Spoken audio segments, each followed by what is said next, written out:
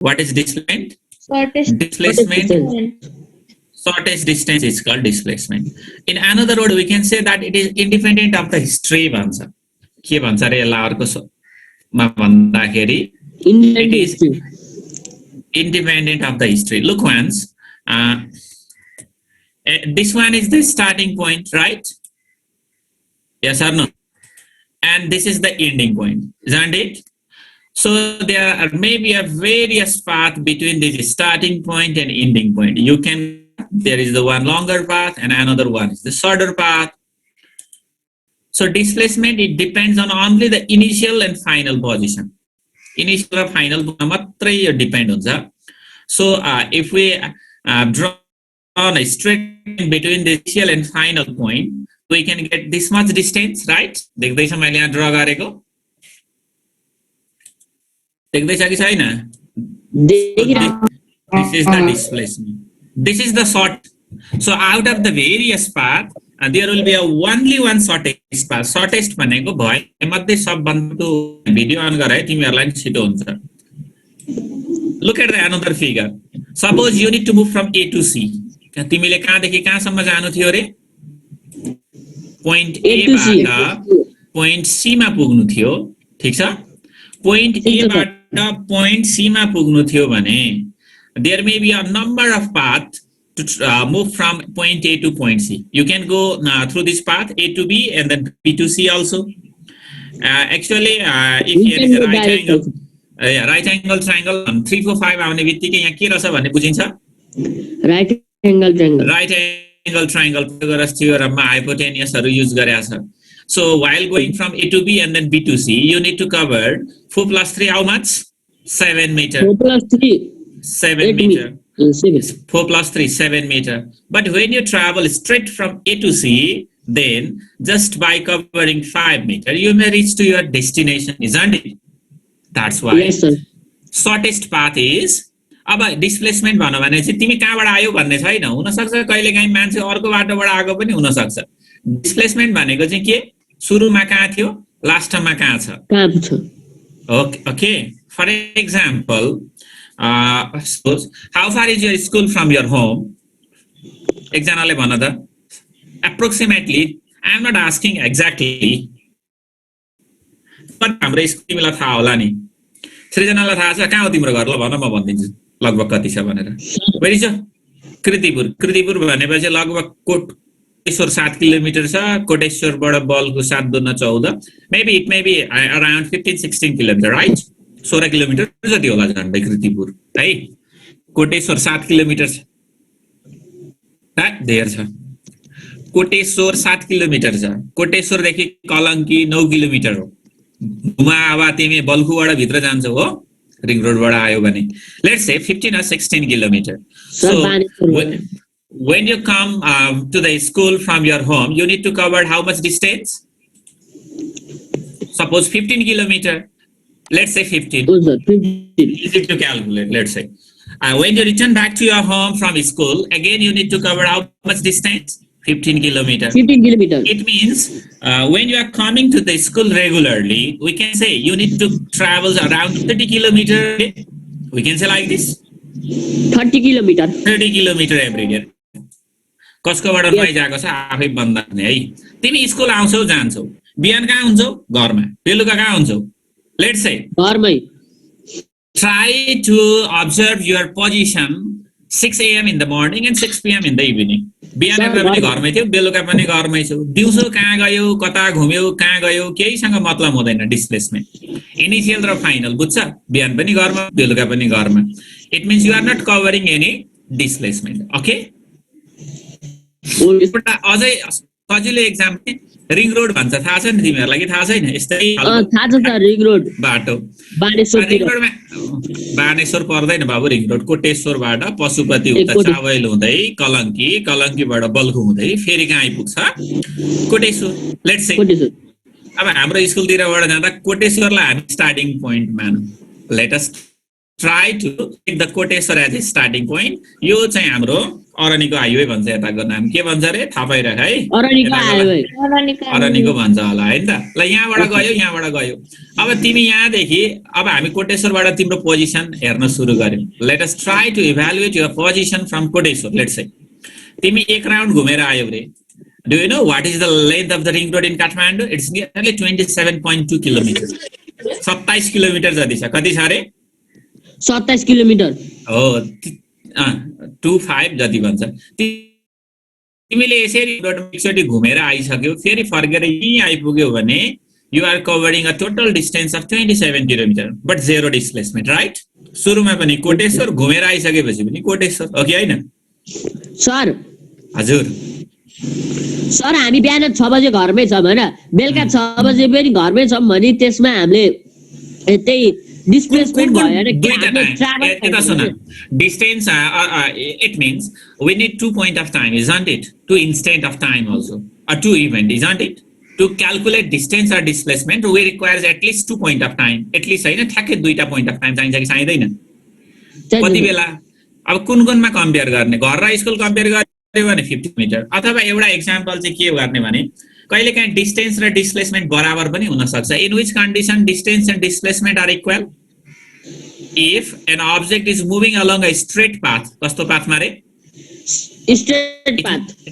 It may be also the situation, road चाहिँ हेर्यो भने यस्तो छ अरे कि एकदम सिधा बाटो छ भने डिस्प्लेसमेन्ट पनि त्यही भयो, अब्जेक्ट पनि त्यही बाटो हिँडिरहेको छ भने यस्तो बेलामा चाहिँ के हुन्छ? Distance and displacement both are equal. Otherwise what happens? Displacement is the shortest path. अर्को डिफरेन्स भनेको सुन्छ, distance is never equals to 0, right? Technical support भन्ने आएको छ अरे, को आएछ फेरि यो पकाइ त? डिस्टेन्स 0 हुन्छ कि हुँदैन भन त? सरी सर, डिस्टेन्स 0 हुन्छ कि हुँदैन भनेको? हुँदैन सर, हुँदैन। डिस्टेन्स भनेको दुईवटा पोइन्टहरु बीचको actual path covered by the body between any two point is called distance. So it's never equals to 0। Displacement चाहिँ हुन सक्छ। डिस्प्लेसमेन्ट हुन सक्छ। अघि मैले भने नि तिमीलाई, एकचोटि रिङ रोड घुमेर त्यहाँ आइपुग्यो, displacement 0, right? Displacement is a vector, so it may be positive, negative, or 0. Our distance by time gives a speed. Displacement by time gives velocity. But remember one thing: distance and displacement both are measured in meter per second, right? Yes sir. अब अर्को example, north block थाहा होला नि हाम्रो स्कुलको, थाहा छ कि छैन तिमीहरूलाई? Yes, थाहा छ सर। नर्थ ब्लकबाट मेन गेटमा जानु पर्यो, 1 नम्बर गेट भन्छ, त्यहाँ एटीएमहरु भएको ठाउँ थाहा छ? स्पिड ब्रेकर भएको कहिलेकाहीँ करे होला नि, यता ग्राउन्डमा आउँदा तिमीहरु त पारी पढ्यो होला। अब तिमी त्यसरी जानु छ भने there may be a number of path we can follow while going from north block to the main gate, right? There is a one the middle of the ground which is a straight path also, right? Yes sir. सबभन्दा छिटो पुगिन्छ। This one is the displacement, isn't it? Is there any other shortest path from north block to the main gate beside this? No sir. But you can go to the through the Siddhapokhari gate also, 4 number gate भन्छौं, सिद्धपोखरी तिरबाट जान पनि मिल्छ। If you have enough time and if you want to spend much more time, then you can go towards the swimming pool and return back to the main gate, so right? Yes sir. त्यही भएर पाथहरु धेरै हुन्छ, तर shortest path कतिवटा हुन्छ? एउटा मात्रै हुन्छ। एउटा मात्र हुन्छ। कसैले भन्छ नि यो बाटो कहाँ जान्छ भने जहाँ जानु छ भाइ त्यही जान्छ बाटो, त तिमी चाहिँ कहाँ जाने हो भन्छ। कसैले बाटो कहीँ जाँदैन, यहीँ बस्नु भन्छ हैन। यहाँ हेर, यो बाटो एउटा भयो। अब यहाँ हेर, यस्तो अर्को कलरमा ड्रा गर्छु ल म, बुझ्दैछ? यसरी जान सकिन्छ, जसरी पनि जान सकिन्छ, तर शॉर्टेस्ट हो भने म यसरी जानु पर्यो, हेर त, हो कि हैन? हो सर। शॉर्टेस्ट भनेको दुईवटा ठाउँको बीचमा डोरी टाङ्दिने। अर्को भनेको डिस्प्लेसमेन्ट नर्मली हामी फ्लाइटहरुमा चाहिँ क्याल्कुलेट गर्न सक्छौं, तर बसहरुबाट ट्राभल गर्दा डिस्प्लेसमेन्ट हुन्छ कि डिस्टेन्स कभर्ड हुन्छ भन त? Distance covered. Obviously distance. Most of the roads in if you have travels towards the hilly region, then we can get a turning and the winding roads in the hilly region, isn't it? कति धेरै घुम्नु पर्छ, लास्टमा ठाउँ चाहिँ त्यही हुन्छ, हो कि हैन? बुझ्छ? ओके। ठाउँै हुन्न। कस्तो बेलामा चाहिँ distance and displacement are equal?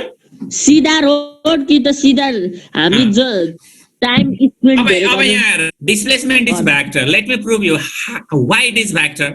If you have to move a certain distance, is there any other alternative path beside this path which is drawn in the middle of the figure? यहाँ हेर त मैले भनेको बुझ्दैछ?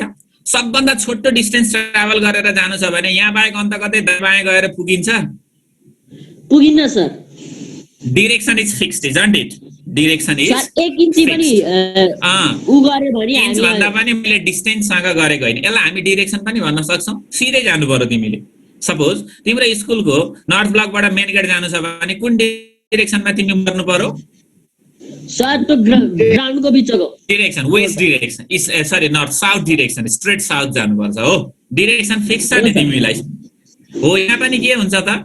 That's it is shortest. Shortest means direction is always specified. You cannot move to another place, right? It is just like a situation that this two दुईटा point के गर्ने रे लिने अनि यो दुईटा पोइन्टको बीचमा तिमी के गर रे एउटा डोरी ल्याएर तन्काउ स्ट्रेट मार्दै भने यो दुईटा पोइन्ट बीचको चाहिँ डिस्प्लेसमेन्ट हो. डाइरेक्सन फिक्स छ कि छैन?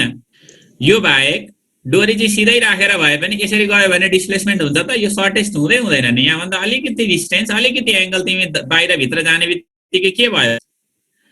सर्टेस्ट भयो कि भएन? यो second path is it is no longer regarded as the shortest distance, right? That's why the direction is always fixed. त्यसलाई डिस्प्लेसमेन्ट भन्न मिलेन. डिस्प्लेसमेन्टलाई के पनि चाहिँदो रहेछ? डाइरेक्सन पनि चाहिँदो रहेछ. Straight path. स्ट्रेट पाथ भनेको डाइरेक्सन फिक्स भयो के बाबु? स्ट्रेट पाथ चाहिन्छ नभन्ने के चाहिन्छ भने अरे it requires direction and magnitude both. Magnitude and direction both for its description. अब 8 क्लासमा पढेको सम्झिने. Any quantities which requires both magnitude and direction are called as quantity, scalar और वेक्टर. Vector quantity. म्याग्निट्युड मात्रै चाहिने, scalar magnitude and direction both sign a vector. समझिन्छ? नभए कपीमा लेख. Have the physical quantities can be classified into 2 categories. What are they? Scalar and vector. Scalar लाई के चाहिन्छ रे? Only magnitude is needed for scalar. Magnitude. For example, mass 1 kg. 1 kg mass भनेछ भने यो के भन्छ भन त? Does it requires direction for its description? Mass नाप्दा direction चाहिन्छ? चाहिँदैन. तर हामीले weight भन्यो भने weight is the force with which any object is pulled by earth towards its center. Means weight is vector quantity, right? Mass is a scalar, but weight or force is a vector. किन? weight भन्यो भने object ले कतातिर magnitude and direction both. Scalar only magnitude, vector magnitude and direction both. बुझ्छ? Scalar ले के मात्रै चाहिन्छ रे? Scalar requires only magnitude, vector ला magnitude र direction both चाहिन्छ. अब हाम्रो scalar र vector को सुरु कहाँबाट भयो? Distance र displacement बाट. Which one is scalar? Distance is scalar. Which one is vector? Displacement. Displacement is vector. अब बाटोमा लेखा हुन्छ नि स्पिड लेखा हुन्छ कि भेलोसिटी लेखा हुन्छ, स्पिड मिट भन्छ है. रोडको साइडमा स्कुल एरियाबाट किन स्पिड लिमिट लेखेको भन भने किन भनेको होला ल भन त? रिजन दिन सक्छ? Can't we say velocity limit? Velocity भन्नु भन्दा एउटा डाइरेक्सनमा फिक्स हुनु पर्यो. ल यो स्पे यो के रे? स्कुलको अगाडि छ. अब बाटोमा तिमीले गाडी कुदाउँदैछौ भने यो गाडीको भेलोसिटी लिमिट गर्ने भनेको जुन डाइरेक्सनबाट आए पनि बिस्तारो कुदाउने भनेको हो कि एकतिरबाट आउँदा चाहिँ बिस्तारो अर्कोबाटबाट सारो कुदाए पनि हुन्छ भने हो? दुवैबाट आउँदाखेरि भनेपछि it does not depends on it means speed limit is kept for any direction, isn't it? हाम्रो रोड छ जुन अहिले बनाएको याद गरेछौ कि छैन तिमीले? त्यो चाइनाले बनाइदिएको छ नि कोटेश्वरबाट कलङ्गीसम्म स्पिड लिमिट 50 km/h भन्छ हैन? स्पिड लिमिट 50 भनेको जताबाट गए पनि 50 कुदाऊ भनेको. भेलोसिटी लिमिट भन्नु भन्दा एकतिरबाट जाँदा कुदायो भने कतिबाट पर्दैन कि भन्ने मिनिङ हुन्छ नि. It doesn't depends on direction, isn't it? While keeping the limit depends on direction? No. No, It sir. depends on its speed only, isn't it? It depends Yes, on sir. its motion only. That's why it is called as speed. त्यो डिरेक्सनमा depend भएन नि भएन sir भएन त्यही भएर बाटोमा लेखेको देख्छ नि स्पिड लिमिट अब बुझ्छ भेक्टर र स्केलर भनेको के रहेछ अब यीबाट बिगिनिङ हुन्छ स्केलर र भेक्टरको कसैले तिमीलाई भन्यो डिस्प्लेसमेन्ट भन्यो भने भेक्टर भन्नु पर्यो अनि डिस्टेन्स भन्यो भने के भन्नु पर्यो स्केलर भन्नु पर्यो स्केलर भन्नु पर्यो जुन बाटो गए पनि हुन्छ नि त डिस्टेन्समा त it's not there won't be any restriction or the limitation isn't it yes sir बुझ्छ जस्तै कोटेश्वरबाट कलङ्गी जानु छ भने सातो बाटो हुँदै जानुपर्छ भन्ने छ र बानेश्वर अनि उता त्रिपुरेश्वर हुँदै पनि त पुगिन्छ कि पुगिँदैन